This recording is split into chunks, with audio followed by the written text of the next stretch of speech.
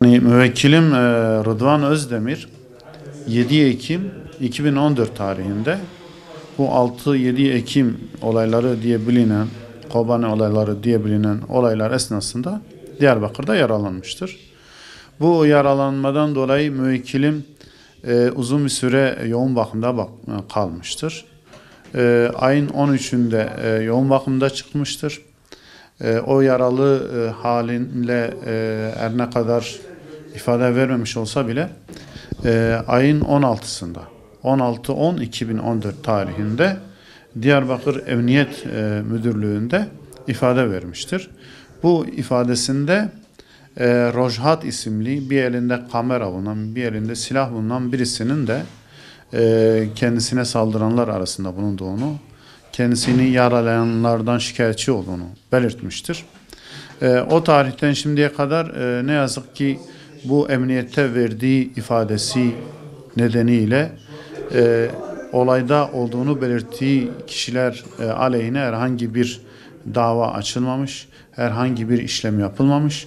Biz bu nedenle bu şahsın acaba korunuyor mu diye bir endişe işine girmiş bulunuyoruz.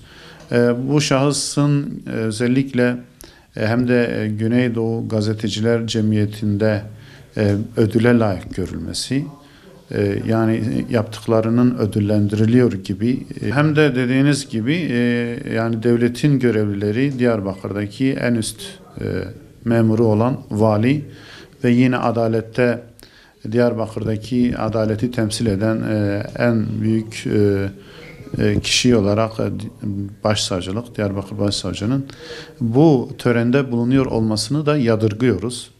Yani henüz şüpheli konumunda kendini temize çıkarması yönünde yargıdan geçmemiş bir kişinin yargı safahatı tamamlanmadan böyle devletin yüksek bürokrasisinden ve adaletin tepesindeki insanlardan kişilerin de bulunduğu bir törenle kendisine ödül veriliyor olmasını biz yadırgıyoruz. Bu doğru değildir. Bu ne bir savcıya yakışır ne bir valiye yakışır. Üzerinde ifade bulunan şahıs henüz kendini temize çıkartmamıştır.